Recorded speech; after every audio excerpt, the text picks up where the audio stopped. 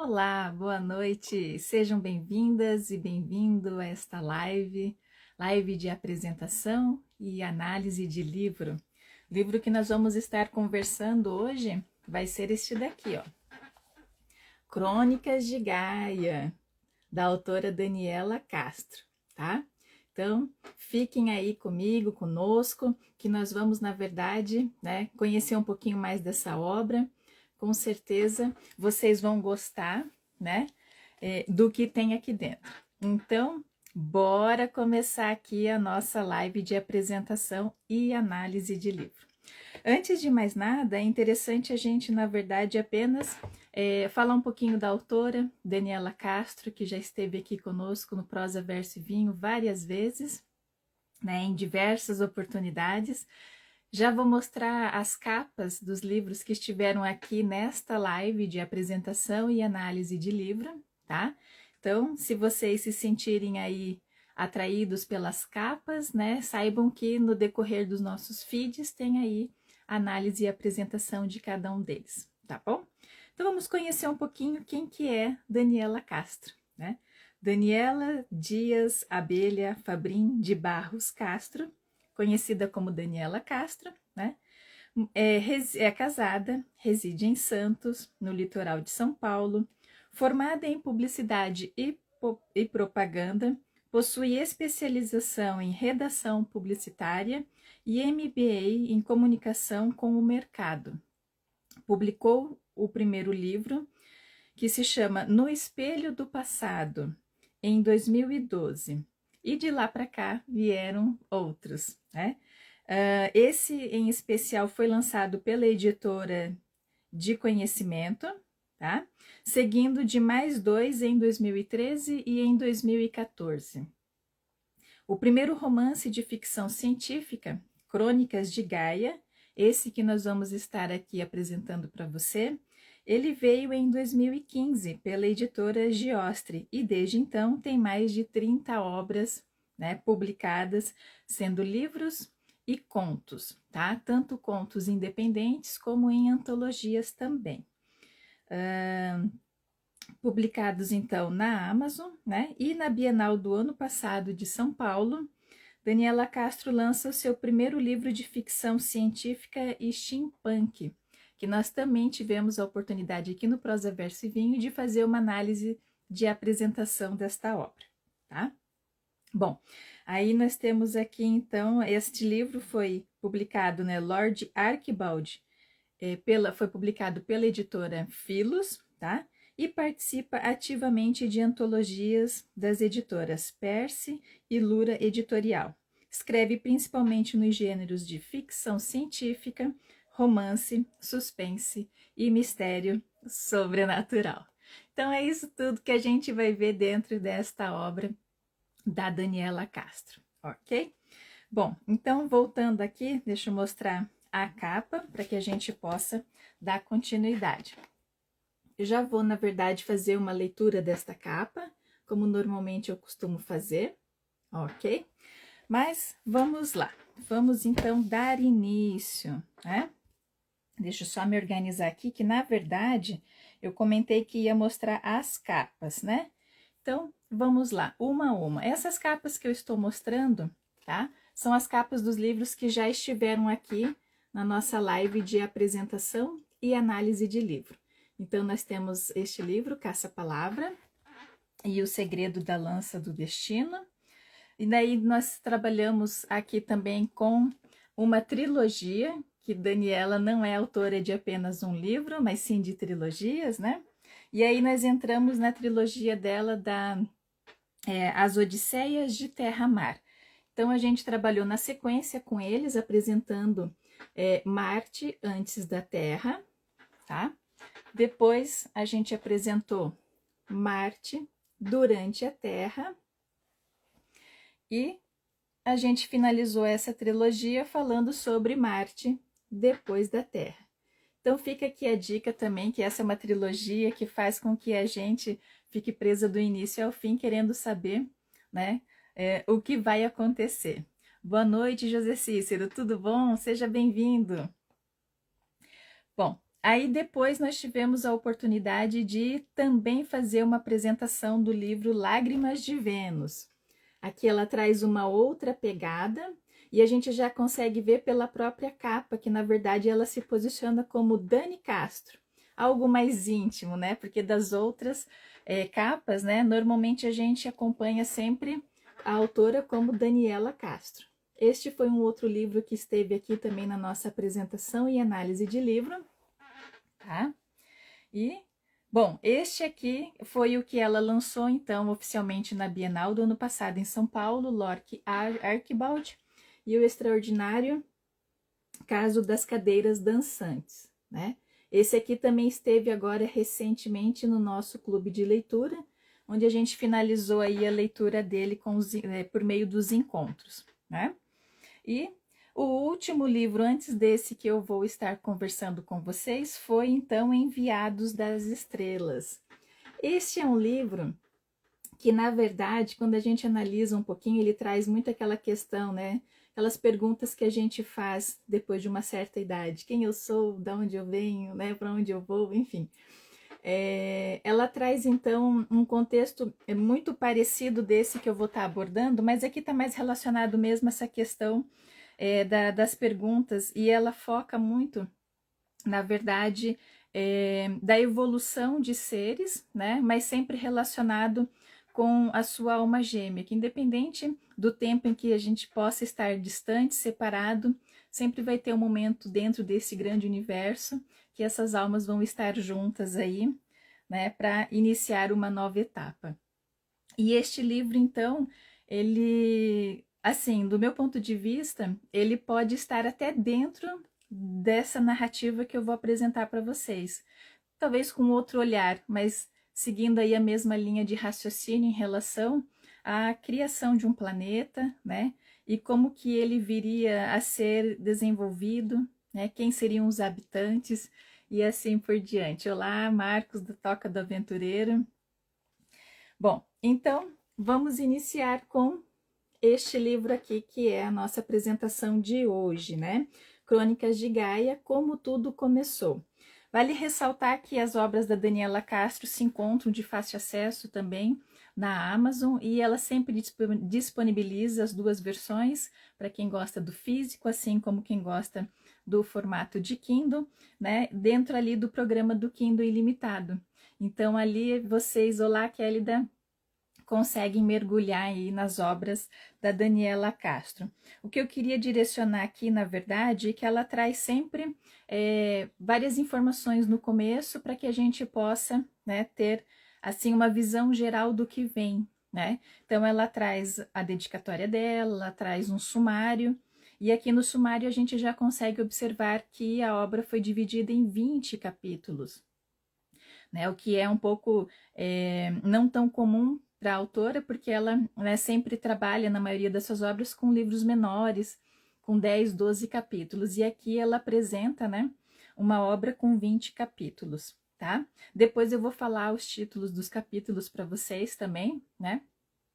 Para que vocês já possam ter aí um pouquinho do que vem pela frente, né? Não vou poder falar até o final toda a história, mas vou trazer aqui um pouquinho da minha percepção, né? E dos primeiros capítulos, porque são os capítulos em que as cartas são postas na mesa, né? Então você passa pelo primeiro capítulo e pelo segundo, então você já está fisgado para o final do livro, porque não tem como parar a leitura. É uma leitura muito gostosa, muito fluida e que a gente quer saber o que vem, né, adiante. A autora também disponibiliza a playlist dela, né? Então o livro tem uma playlist que a gente consegue ter acesso, tá? Clicando então aqui no ícone e aí a gente é direcionado para essa playlist, onde a gente na verdade mergulha aí nas músicas que fizeram parte dessa construção, seja do enredo, seja dos personagens, né? Ou seja, até mesmo do estado de espírito que a autora estava no momento da construção. Ela diz aqui que é meu único livrão, né? Sim, e foi um dos primeiros. Quero até reforçar aqui que ela, dentro da nota aqui dos autores, que na verdade estaria mais para o final, tá? Eu vou ler esse texto aqui, porque aqui, na verdade, ela explica para a gente sobre um pouquinho essa construção, né? Então ela diz assim: este livro foi escrito em um momento de muito estudo sobre a criação. Eu sentia que precisava contar essa história através das minhas descobertas, do meu ponto de vista. Obviamente, não há como saber tudo sobre um assunto tão extenso e ainda muito misterioso, de fato. Porém, tenho a sensação de que, na verdade, nosso cérebro físico não suporta tantas informações, capazes de nos fazer rever conceitos que permeiam a nossa vida desde sempre. Todavia, algumas lacunas foram preenchidas com a boa e velha ficção. Eu até fiquei meio na dúvida, porque como eu gosto da temática, né, eu fiquei meio na dúvida até que ponto, mas eu não sou aprofundada, né, no assunto. Aí eu fiquei pensando, será que é, será que não é? E algumas coisas eu parei a leitura para fazer umas pesquisas, porque nos livros da Daniela Castro, a gente tem justamente essa curiosidade de tanta informação que ela traz dentro do livro, dentro, né, da sua história, que a gente sabe que é uma ficção, mas que por trás deve ter e com certeza tem aí um pouquinho de verdade, né? Apenas apresentada de outras formas, né? Como são os livros, como são as séries, sempre tem algo aí por trás, né? Olá, autora Isadora, seja bem-vinda. Lidiane, seja bem-vinda. Então ela diz assim, ou quem sabe poderíamos chamar de inspiração, tá? Esta é a segunda edição de Crônicas de Gaia, que era antes se chamava, né, Crônicas de Gaia, os Legendários, revisada, atualizada, renomeada e concluída. Por quê? O nome principal se manteve, Crônicas de Gaia, né? Só que agora é Como Tudo Começou. Então, de fato, né, a gente vai descobrir aí o nascimento de um novo planeta. E tudo que está atrelado, né, para esse desenvolvimento acontecer da melhor forma possível. Então, apresentei um pouquinho e finalizo aqui ainda apresentando o livro de uma maneira geral, que a Daniela Castro, ela também faz book trailer dos seus livros, né? Então, vocês conseguem ter acesso na página dela do YouTube, mas eu já indicaria para que vocês pudessem conhecer ainda mais as obras dela, indo direto na fonte, né? Indo direto em seu site, www.danielacastroautora.com.br. Lá vocês vão saber das novidades e ali vocês têm o direcionamento, né, para cada livro e os bastidores de cada livro, se eu não me engano também, tá bom? Bom, e como ela disse naquele texto que foi um momento de muita pesquisa, né, praticamente em todas as obras da autora, ela traz as referências bibliográficas, né, que ajudaram ela a construir essa narrativa, o que também é muito interessante, né, principalmente se tratando de temas aonde ela traz aí essa mistura, né, do real com a ficção. Então, ela estudou um pouquinho no livro de Urântia, tá? Da Fundação Urântia, a Gênese de Allan Kardec, o livro perdido de Enki, de Zechari Sting, me desculpem, eu não vou saber pronunciar, mas enfim, O Governo Oculto do Mundo, de Henrique Rosa, e Os Exilados de Capela, de Edgar Armond. Então, essas foram as fontes de pesquisa que a Daniela Castro, né, traz aqui como referência na sua narrativa, para que ela pudesse, na verdade, ir construindo esse enredo e que a gente pudesse entendendo um pouquinho mais, né? Bom, dito isso, a gente pode então entrar, na verdade, na questão que eu gosto sempre de falar sobre a capa, né? Daniela Castro já tem uma identidade, né, em relação às suas capas, né? A gente sempre vai ver, na maioria das vezes, o nome dela na parte de cima, né? Onde aí ela trabalha com o resto aqui do espaço para que ela possa, apresentar, na verdade, né, a sua arte, tá? O que a gente já vê nesse primeiro momento? Então, a gente vê um planeta ao centro, né? Esse planeta, ele se chama Gaia, por isso o nome Crônicas de Gaia, e que ele tem ali asas, né? um par de asas. Então, o que, que a gente já percebe? Que esse planeta já estaria, na verdade, sendo acompanhado por anjos, né? Mas, na verdade, são arcanjos. Os anjos também aparecem dentro da história, sim.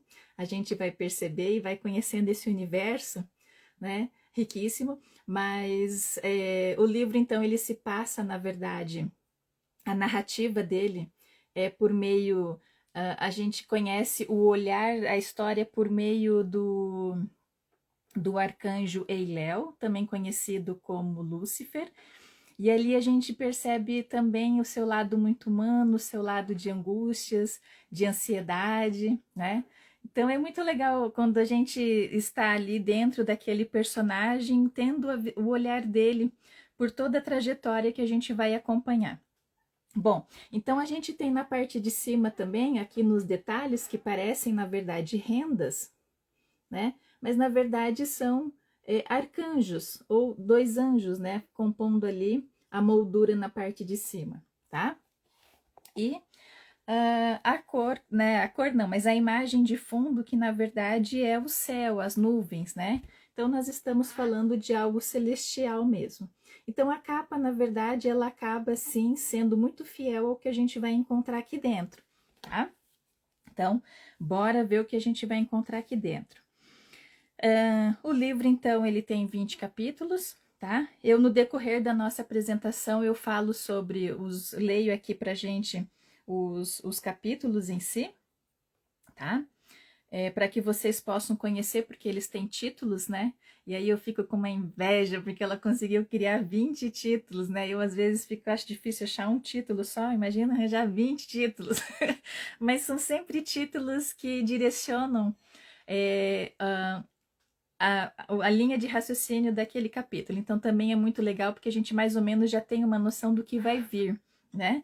E o que eu marquei aqui porque eu gostaria de ler um trecho para que vocês pudessem sentir a narrativa dela, a forma como a Daniela Castro escreve, para que daí eu pudesse entrar em mais detalhes aqui em relação aos personagens que a gente encontra, os lugares por onde a gente passa e assim por diante, né?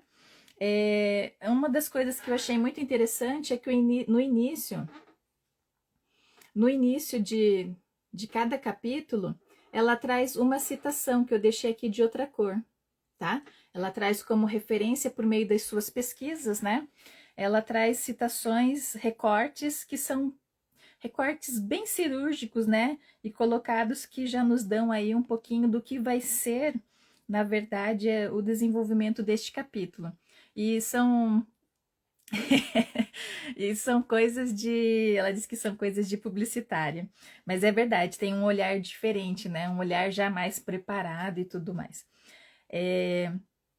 E aí nesses capítulos, então, a gente já consegue ter uma noção, né, do que vem, ou mais ou menos, né? Ou até a gente nos surpreende, tá? É muito interessante. Então, cada capítulo ela traz uma citação, tá? Que enriquece bastante a decorrência. São capítulos, na verdade, que tem começo, meio e fim. Então, por mais que a gente diga, são 20 capítulos, né? É um livrão, mas passa muito rápido. E a gente percebe que num determinado tempo, né, a etapa aqui do livro, a gente avança muito rápido na leitura também, querendo chegar ao final, tá? E a gente vai se envolvendo, na verdade, com os personagens e tudo. E eu acabei me pegando, na verdade, torcendo pro malvado. Olha só, eu torcendo pelo malvado, não pelo que de fato ele estava fazendo, mas do que ele estava sentindo. Quem for ler o livro vai entender a situação, tá? Então eu vou ler esse trechinho do primeiro capítulo, só para que vocês possam, na verdade, sentir aí a escrita da Daniela, tá? Da Daniela Castro. Então, capítulo 1, Origens. A reunião não era diferente de outras que fazemos, quando um novo planeta está sendo criado. Primeiro, o Criador nos comunica de sua nova criação para que possamos imaginar como daremos forma às raças que irão habitá-lo. Qual aparência terão, possibilidades de reações, que tipo de princípios inteligentes convocaremos e todas as inúmeras possibilidades necessárias para que se materialize seu desejo de uma nova vida. Enquanto isso, ele maneja as forças cósmicas com uma maestria invejável, dando forma a toda a parte física desta nova casa sideral.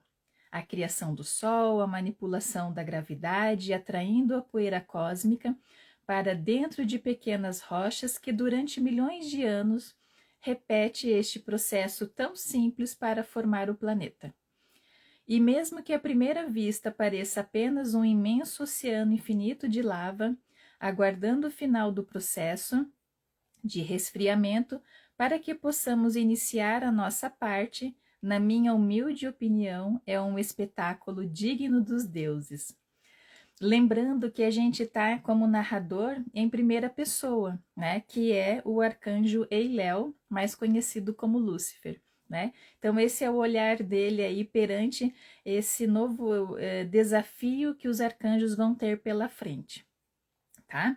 Então, deixa eu ver aqui, já passei as capas, então só vou deixar tecnicamente aqui, para quando eu precisar mostrar de novo, eu ter ela aqui pertinho. Então, vamos lá. Bom, já vimos a capa, o enredo a gente sabe que está atrelado, então, ao surgimento de um novo planeta, né? E quando a gente fala em surgimento de um novo planeta, essa relação do tempo, ela é relativa, porque o tempo que está no espaço é diferente do tempo que está dentro dos planetas.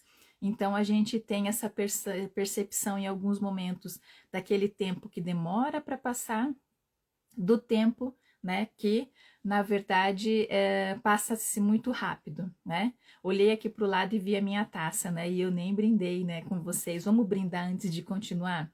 Primeiro para dar boa sorte para Daniela, para que ela possa ter sempre mais e mais leitores e que nos apresente mais obras, né? Porque são uma delícia de ler, de conhecer, de viajar nas páginas, né, com a Daniela Castro, tá bom? Então, vamos lá. Muitos leitores.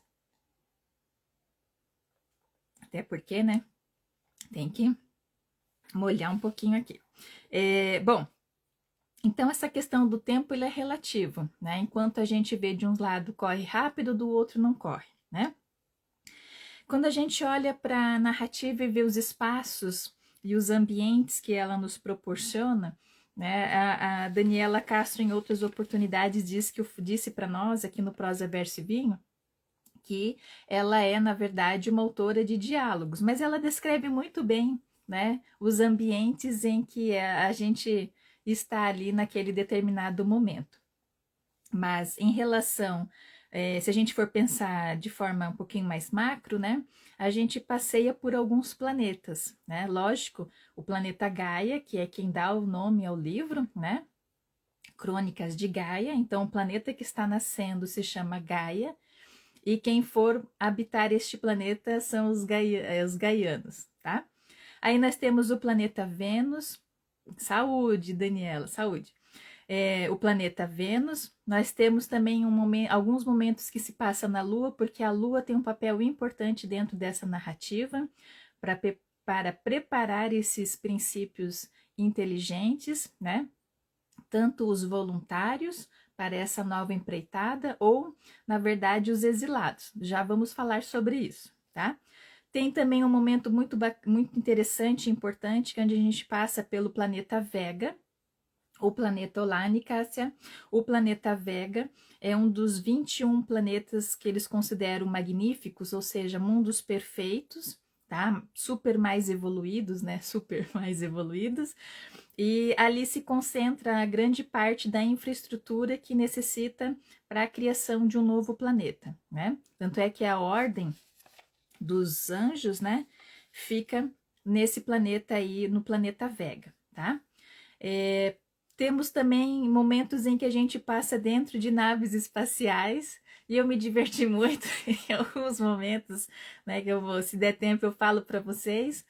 Se não, vocês vão ter que ver, e daí qualquer coisa podem conversar comigo ou com a Daniela Castro, né, para dizer o que achou desses momentos dentro da nave espacial, tá? Tem o planeta Reptília e o planeta Greion, também tem uma passagem importante aqui, né? Principalmente com os personagens, né? Os reptilianos ou os graionenses, né? Não, agora esqueci o termo, mas são os reptilianos, sim, eu lembro que era assim, mas enfim, tá? São duas raças que, na verdade, antecipando essa informação para você, que vieram do mesmo planeta, né? O planeta Orion, que na verdade acabou tendo um desfecho, né, negativo, porque eles acabaram esgotando todas as reservas desse planeta e esse planeta então teve que, né, foi destruído. E aí essas duas, na verdade, esses princípios inteligentes, né, nesse momento eles foram então ajustados para alguns planetas mais próximos, né?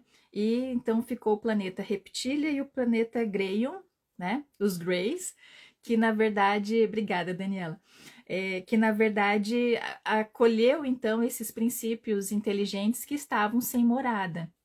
E aconteceram algumas mutações, e aí eles ficaram diferentes, né? Porque no planeta Reptília, né? Os reptilianos são, na verdade, répteis, né? São lagartos. Então eu me diverti muito tentando imaginar eles, né?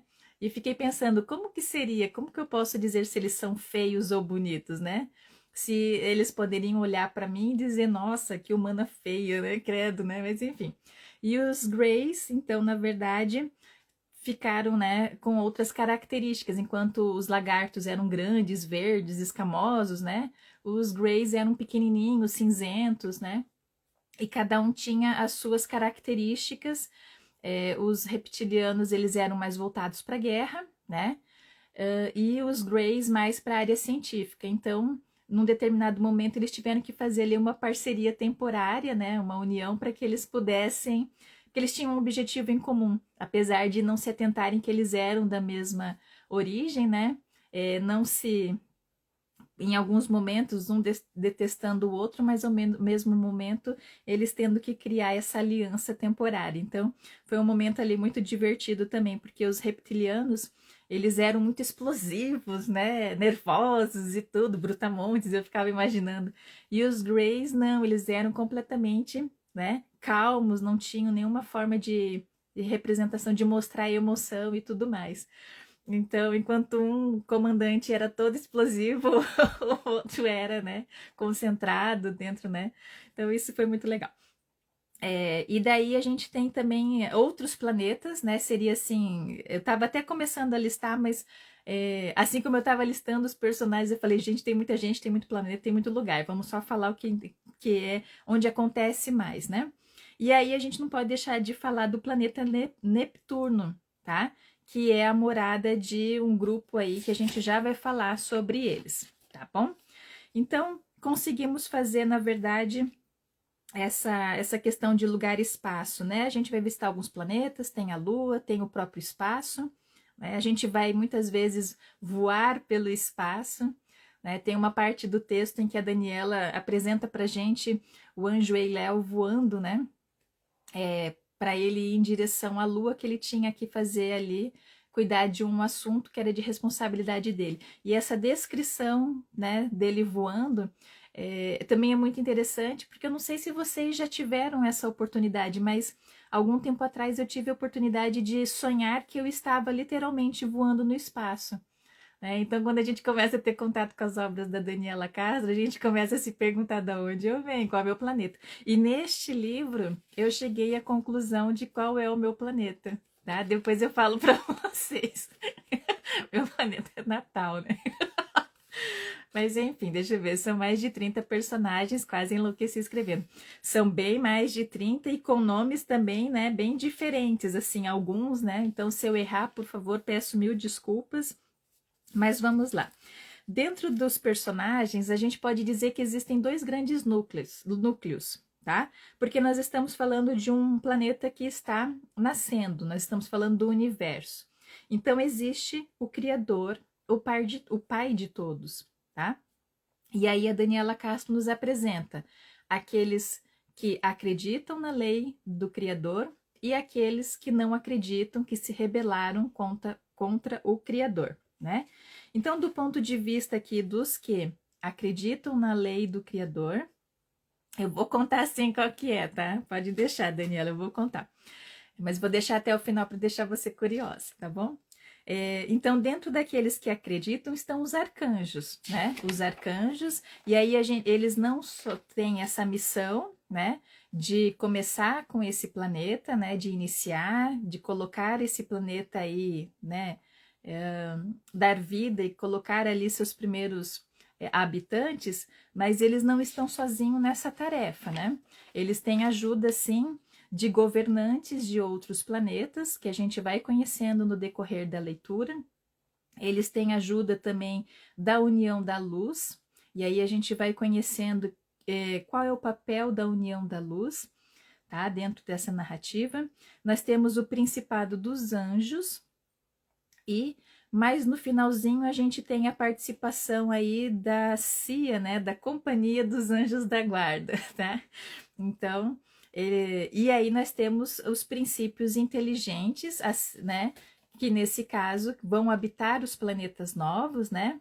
E que são, aí a gente tem nessa parte de princípios inteligentes, a gente vai ter aqueles seres que acreditam no Criador e seres que não acreditam, tá?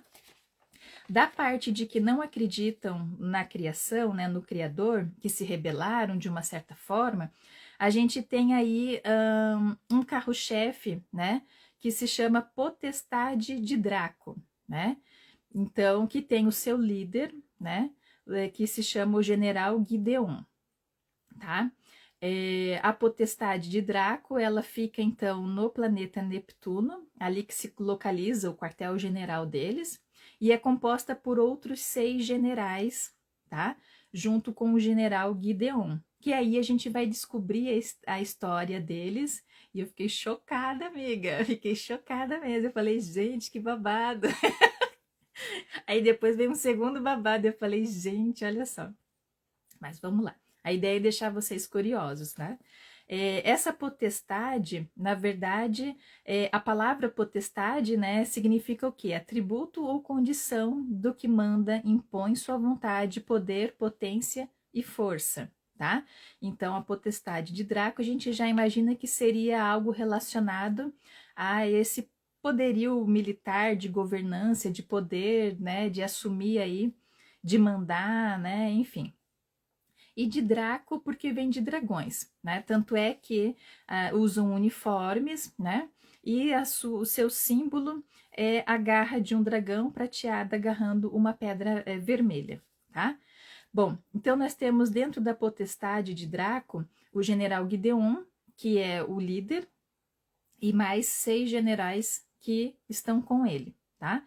E existem outros princípios inteligentes, né, que também são da potestade, ou seja, draconianos, né, que não acreditam na lei do Criador, e alguns se destacam mais, outros menos, né? Então aqui a gente tem também personagens que são muito interessantes quando a gente lê o, o nome deles, né? Então a gente já vincula meio a história, isso é muito divertido. Deixa eu ver o que a Daniela falou. Sinto os miolos fritando, não vou sofrer sozinha. Exato, eu já vou falar, quando eu chegar ali nos detalhes. Então, esses outros personagens draconianos que também são importantes e se destacam, né? É o Healer, que é um mestre draconiano, que está lá na Lua, que eu já vou falar, assim como o Pinoche, o Maltung, o Solim e o Stali, né? São os outros draconianos que estão lá na Lua, né? E a história deles são porque eles são exilados, tá? Exilados por quê? Porque eles estavam em seus planetas e não conseguiram acompanhar a evolução. Então, não só ele, como outros, né, princípios inteligentes, de certa forma, por não acompanhar a evolução e tentar fazer com que essa evolução do planeta como um todo aconteça, já fiquei curiosa, já vou falar, viu, Potiara, já vou falar. Então, eles acabam sendo expulsos do próprio planeta, porque o planeta precisa seguir a sua evolução natural. E aí eles ficam sendo exilados, né? E nesse caso, como eles tinham um plano para os exilados, por conta do nascimento do planeta Gaia, eles foram ficar na Lua. Na Lua, já antecipando um pouquinho, a Lua possui uma estação de refazimento lunar, né? Uma estação de preparação para esses princípios, tá? Inteligentes, para que eles possam, na verdade, terem uma nova oportunidade, tá? Então, a gente já vai falar da Lua ali um pouquinho.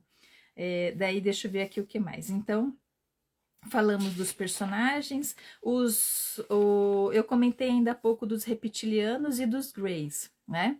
Eles entram neste lado de não acreditarem na criação, tá? Então, num primeiro momento, né, eles estão ali, eles não têm vínculo com os Dracos, né, com os draconianos, mas eles não acreditam, né, na criação.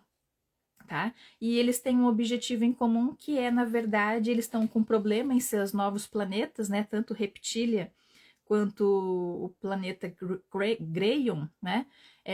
Estão indo já no seu limite e eles precisam arranjar uma nova casa, né? Então é onde entra as espaçonaves que vão atrás desse novo lugar para eles, né? Enquanto o resto da raça ainda está nos planetas, mas contando com o tempo ali contra, na verdade, né? Então, eles têm que se unir para encontrar essa nova casa. E eles encontram Gaia como uma das opções para eles, tá? Por isso que eles fazem, então, essa aliança temporária, né? Tá. Então, aqui a gente já viu. Uma coisa muito interessante que a gente também acompanha no decorrer é a explicação da contraparte dos arcanjos, dos anjos, né? E o papel, né, dessa contraparte que seria uma versão feminina, né? As Elohims sendo contraparte dos arcanjos, né, a sua outra metade, e as musas sendo contraparte dos anjos, né?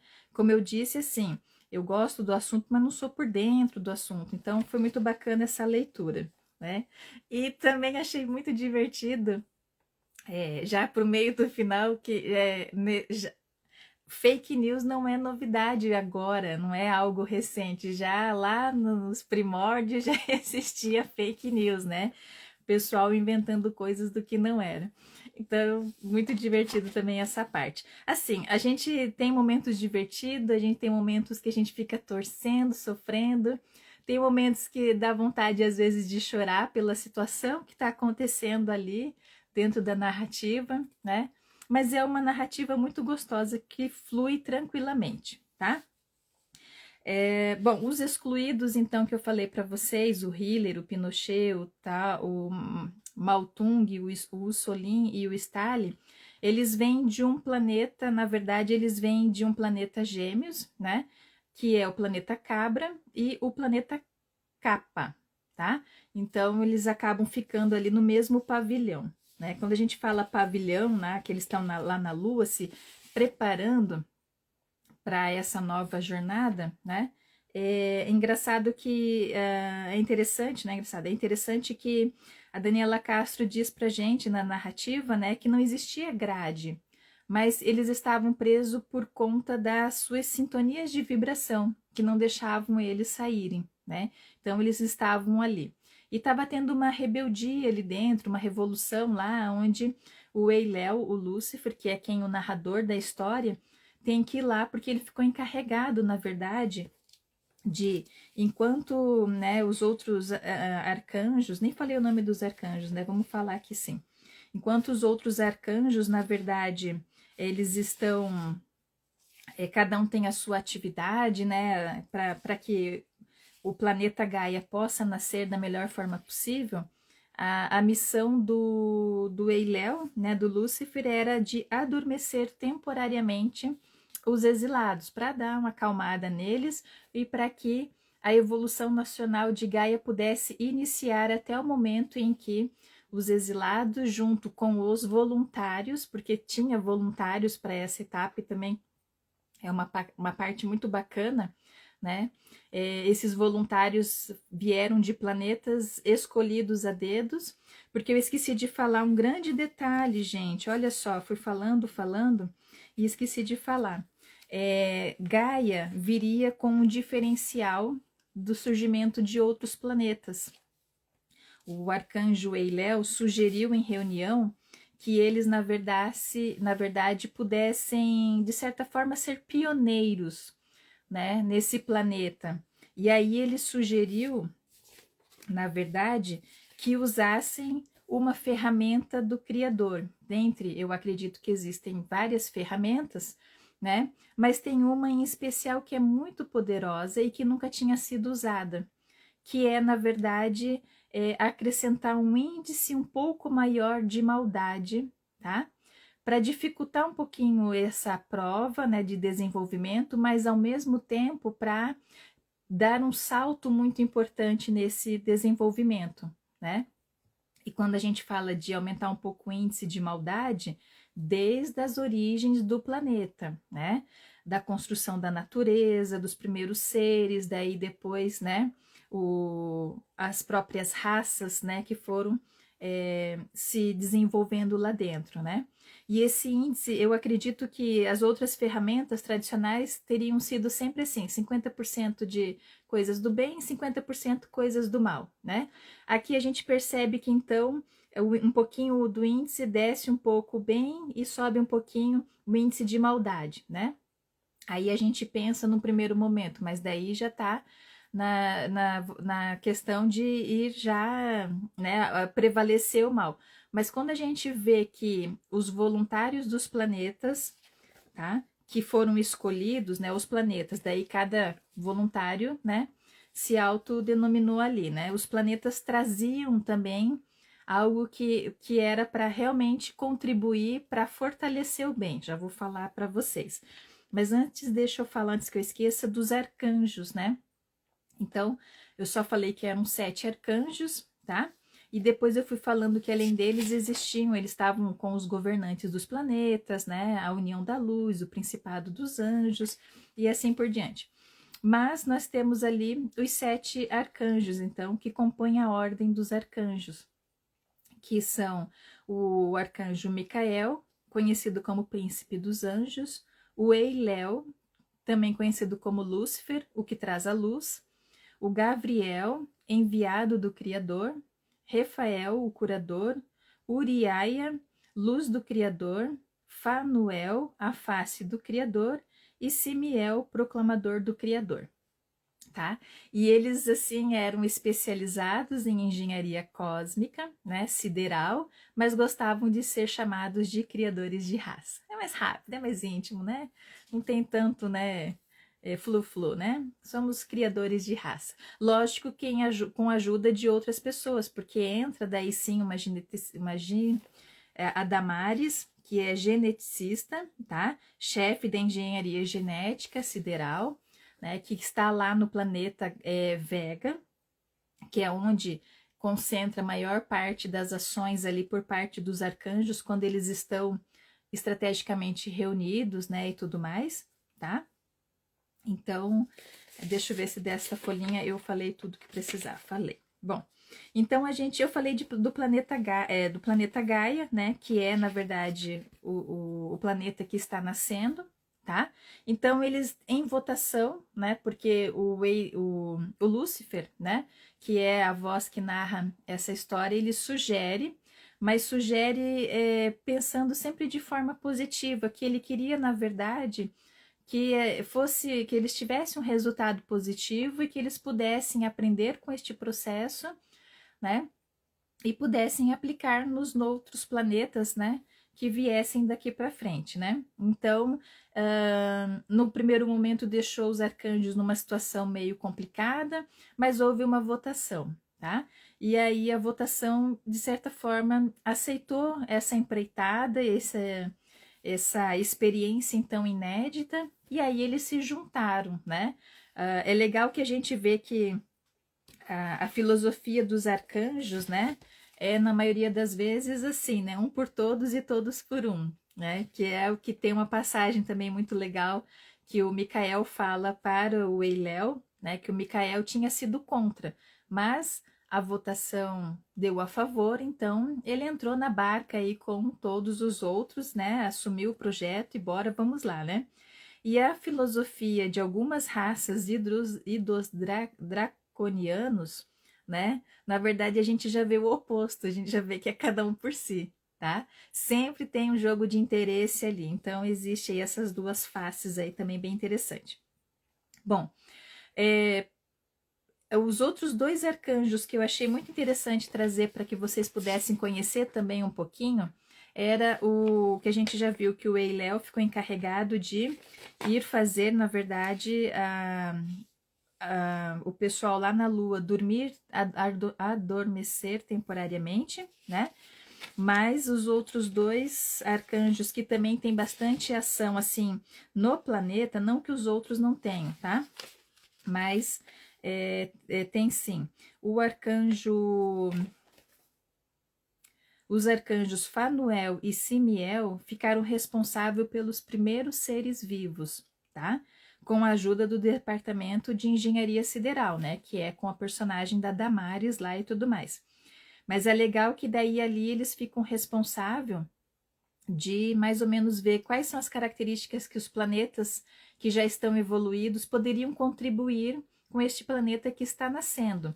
E todo planeta, por mais a sua evolução, nem todos, né, os habitantes estão na mesma sintonia. Então, existe aqueles que estão mais evoluídos, outros que estão menos, e aqueles que não querem. Os que não querem são exilados, né? Os que estão um pouquinho menos evoluídos estão tentando alcançar o patamar dos outros. Mas normalmente os voluntários são esses que justamente olham por esta oportunidade de ir como voluntário para uma nova empreitada, alcançar a sua evolução e poder escolher se vai ficar naquele planeta que foi fazer foi ser voluntário ou se volta para o seu planeta, né? Então, dentro desses planetas que eles listaram que poderiam ter características interessantes e tudo mais, né? Então, aí foi sugerido a questão por meio também das sintonias, né? Em relação a quem estava vibrando, né? Com os mesmos objetivos para esta empreitada. Tá? E aí houve uma seleção, uma conversa com esses voluntários, né? Foi explicado tudo certinho, como que seria, né? O uso dessa nova ferramenta poderosa do Criador e tudo mais. Alguns voltaram para trás, outros deram um ok e estavam dispostos, né? Tem uma passagem também muito legal do arcanjo Uriaia, que é a luz do Criador, que é o momento em que ele fica responsável por toda a manipulação do habitat de Gaia, né? É quando ele vai formando, na verdade, esse planeta, né, do ponto de vista da mãe natureza, né? Também é uma passagem muito legal a forma como a Daniela Castro descreve, né, como que foi feita essa manipulação, tá? E aí a gente tem também, então, o início dessas espécies que a gente vai acompanhando. E nessa narrativa das espécies, que começam com gigantescos animais, aí eles têm que ser interrompidos para que possa vir os próximos corpos primitivos, selvagens e também bestiais, né? O início dos seres que ali vão ficar, né? A gente vai acompanhando, então, essa evolução dessas espécies, tá? E não tem como a gente não lembrar de alguns filmes, algumas séries que a gente já viu. E eu fui lembrando do filme A Guerra do Fogo, né? Fui lembrando do filme 2001, Uma Odisseia no Espaço, justamente dessa questão aí, desse desenvolvimento, né? Dessas civilizações. E nesse meio tempo em que eles estavam preparando, né, a etapa que entraria cada um dessas raças, né, para que elas pudessem se desenvolver e tudo mais, aquelas duas raças, né, que estavam nas naves espaciais, os reptilianos e os Greys, né, por conta do tempo que passou, né, eles acabaram, na verdade, os planetas se extinguiram e eles se resumiram a duas espaçonaves, sendo uma espaçonave comando e uma espaçonave colônia, tá? Então já não tinha mais toda aquela população, né? Então eles estavam mais do que urgente tendo que encontrar uma nova casa. Só que eles conseguiam saber de informações, né? De quando seria o melhor momento para eles, né? E o melhor momento para eles também estava atrelado a uma intervenção dos draconianos, né? Que a gente iria ver logo na sequência, tá? Não posso falar, eu vou parar justamente aí quando entra o líder draconiano. Eu fiquei pá, chocada. Porque quando eu pensei assim, bom, agora a Daniela vai levar a narrativa ali que nem futebol, no meio de campo, passa para cá, passa para lá, não, que nada. É dali do quarto, porque os primeiros 4 capítulos é onde, na verdade, a gente tem todas as explicações que a gente precisa. Lógico, vão vindo outras por conta do que vai acontecendo, né? Mas é dali em diante, né, dos 20 capítulos que acontece na sequência, daí dos 20 não, dos 16, que é onde a ação acontece, porque daí a gente tem diversos olhares e diversos interesses, né? E uma das coisas que a gente fica acompanhando é que os arcanjos, por mais que eles estão ali, né, na elaboração, eles não podem interferir diretamente. Eles só podem acompanhar o que está acontecendo. Então é aí que o coração fica na mão, minha gente, é aí que o coração fica na mão. Mas voltando aqui aos planetas, para que eu possa então dizer de que planeta eu cheguei à conclusão de que eu sou, tá? Os planetas, então, aqui, foram 7 planetas escolhidos por conta das suas características, tá? Que pudessem contribuir para que mesmo a menor parte do bem, né, sendo colocada no planeta, pudesse também conseguir igualar aquela questão do índice um pouquinho maior de maldade que estaria atrelada a esse novo planeta. Então foi o planeta Arcturus. Eles eram responsáveis pela alegria e esperança. O planeta Rigel, né, tinha a facilidade de integrar a natureza natural com a espiritualidade. O Betelgeuse, daí agora começa a vir uns nomes que eu peço desculpa para vocês, mas enfim. Beijo, Marcos. Depois assiste o final para saber de que planeta eu vim, tá? Os Betelgeuses, né, estavam trazendo a coragem de enfrentar os medos e acreditar que tudo acontece por uma razão. Aí nós temos os Pleiades, que eram responsáveis, né, pelo amor universal, incondicional, a busca eterna pela paz, o conhecimento dos conceitos de arte, cultura e música, ensinar a viver e trabalhar em grupo, né, ou seja, em comunidade. Os polares têm o foco como característica principal, assim como a gentileza, e Sírios, qualidades essenciais, perdão, respeito e desprendimento, e o Andrômeda, né, o planeta Andrômeda, responsável ali pelas especialistas nas áreas de saúde e evolução tecnológica, né? E aí eu fiquei na dúvida entre o Pleiades e o Polaris, mas eu acho que eu me considero uma pleidiana, tá? Uma pleidiana. Acho que sim, eu espero que sim, não sei, vai que, né? Pelo menos vindo de um desses planetas eu fico feliz. Espero que eu não seja uma exilada. Não sei, fiquei na dúvida agora. Então, o meu planeta. A Potiara. Potiara, você tem que ver certinho para você decidir qual é o seu planeta, tá? Mas sendo um desses 7, ó, fica tranquila, amiga, você tá de boa, né? Como eu disse, né? A gente só não pode ser um exilado, né? Que é um revolts, né? Revoltado aí.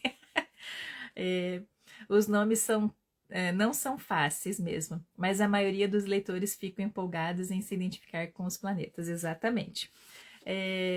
Você acha que eu sou pleidiana, Daniela? Ah, você é do Betelgeuse. Betelgeuse, deixa eu definir aqui o Betelgeuse de novo. Betelgeuse é coragem de enfrentar o medo e acreditar que tudo acontece por uma razão. Verdade. Quero saber o meu. Querida. Depois, qualquer coisa eu te passo aí para você definir. Mas, ó, vale a pena você ver, porque na verdade eu fiz um resumo. A gente acaba na narrativa conhecendo mais o que cada raça dos voluntários tem a contribuir, tá? Bom, já estamos chegando no nosso final, né? E eu nem falei ainda dos malvados, né? Mas enfim, o que eu queria falar de uma cena que eu achei muito legal dos reptilianos, como eu falei, eles eram lagartos grandes, nervosos, né? Eles, né, eram muito emocionais, diferente dos Greys, né? E teve uma cena logo no começo que o comandante Alequim, não, desculpa, Eliakim, né? ele na verdade era muito explosivo, né? Porque ele era um comandante, um guerreiro. E aí ele está conversando com o seu cientista-chefe para tentar encontrar soluções para a turma dele, para o planeta dele e tudo mais, né? E aí, se desentendendo com este doutor, o doutor Crianon, ele começa a atacar o doutor Crianon, né? E ele habilmente aperta um botão, o doutor Crianon, e nesse momento aparece na tela uma fêmea. E aí eu acho muito legal, porque eles se dirigem sempre como fêmea, né? Por exemplo, aqui a gente falava, o que que você quer, mulher? Lá não, é fala logo, fêmea, né? Diz aí. Mas enfim, aparece então uma tenente, né? A Marilyn. Aí, de repente, ela falando para ele, né? Pro comandante. Comandante, ele é quem pare com isso, agora. Aí, quando ele ouve a esposa, né? Essa personagem que é a esposa, ele fica todo cheio de amores. Daí a gente tá naquela cena onde ele tá com raiva explosiva e de repente ele, oi amor. E daí para completar, ele fica mais bravo ainda com o cientista, né? Porque na verdade ele era tão brutão que nem todos conseguiam entender que na verdade, ele poderia amar alguém, né? Ninguém sabia desse lado dele, muito menos que ele tinha 2 filhos, né? Aí, de repente, aparece na tela os filhos. Oi, oi, pai! Ele, oi, querido! Já muda toda a situação ali, né? Então, essa quebrada ali nessa cena foi muito legal, muito divertida, tá? Mas eu digo para que vocês possam acompanhar mais a narrativa, porque a gente vai acompanhar uma nova geração dessas duas raças, e eu de fato tiro o chapéu para a doutora Mika Lin, tá? A doutora Mika Lin para mim foi, ó, 10, viu? Ela teve sim coragem para fazer o que fez. Não vou falar, vou deixar para que vocês possam saber o que ela fez e que vocês possam pensar se na posição dela vocês também fariam, né? Pelo menos até aquele momento. Enfim, não tem como a gente julgar, mas olha, a doutora Mika Lin, que vem na segunda geração dessa raça, ela ali, eu tiro meu chapéu para ela, hein? Tiro meu chapéu. E a formação também da segunda geração da raça dos Greys também é muito legal. A gente conhecer um pouquinho, porque é a primeira vez que uma fêmea comanda, né, a raça. Ela é a filha do Capitão Zor, né, que era no primeiro momento, e ela, por ser muito inteligente, ela acaba assumindo aí o comando e as decisões, né, da raça dela e tudo mais, tá? Então, fica aqui a minha dica para que vocês possam conhecer um pouquinho mais dessas duas raças, que elas vão até o final, né, da narrativa, tá? Bom, e aí estava dando tudo certo inicialmente, eu já vou fazer o meu fechamento aqui, né? Eles estavam todos muito felizes, estavam, na verdade, fazendo uma reunião, como sempre acontecia quando começava um planeta, né? Uma nova vida. Essa reunião era da Federação dos Mundos da Via Láctea, porque este planeta era desta localização.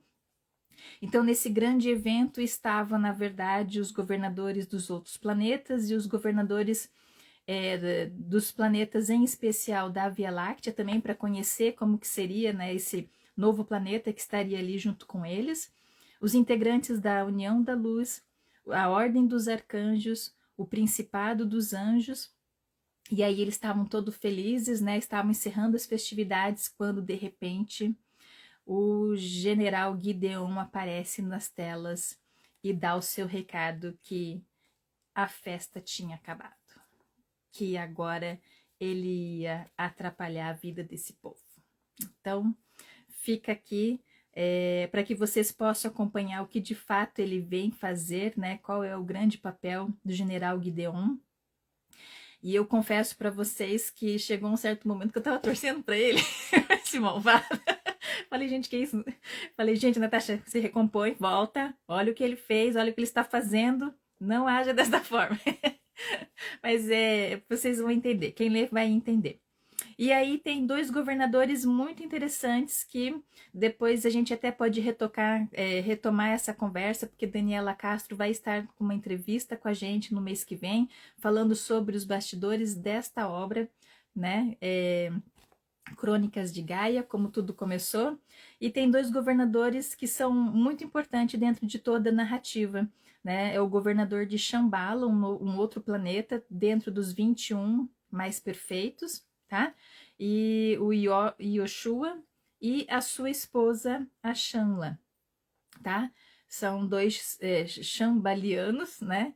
E eles têm ali um papel muito importante e é muito legal a gente ver todo esse processo que acontece aí é, no decorrer dessa narrativa. Tá, joia? Bom, vamos falar sim, porque eu falei para Daniela Castro hoje de manhã, rapidamente, que eu acho que esse casal de governador tem a ver com alguém que eu conheço. Mas ela disse que não, negou de pé junto para mim. Eu falei, não, tem tudo a ver. Quando ela descreveu o governador Olhos Azuis, eu falei, tem sim. Vamos tirar essa informação dela ao vivo, tá bom? Então, gente, fica aqui a recomendação, deixa eu abrir de novo para mostrar a capa. Lembrando que a Daniela Castro tem seu próprio site, é Daniela, www.danielacastro, autora.com.br. Lá vocês vão encontrar todos os livros dela, todos os bastidores de cada livro. Deixa eu tirar uma informação que apareceu aqui, isso, tá? Sintam-se à vontade de entrar em contato com ela também pelo Instagram, ok? Então, hoje nós conversamos sobre este livro maravilhoso, Crônicas de Gaia. Ele pode parecer grande, mas ele não é, passa super rapidinho a leitura, tá? Espero que vocês tenham gostado e nos vemos na próxima apresentação e análise de livro. Um beijo a todos e obrigada!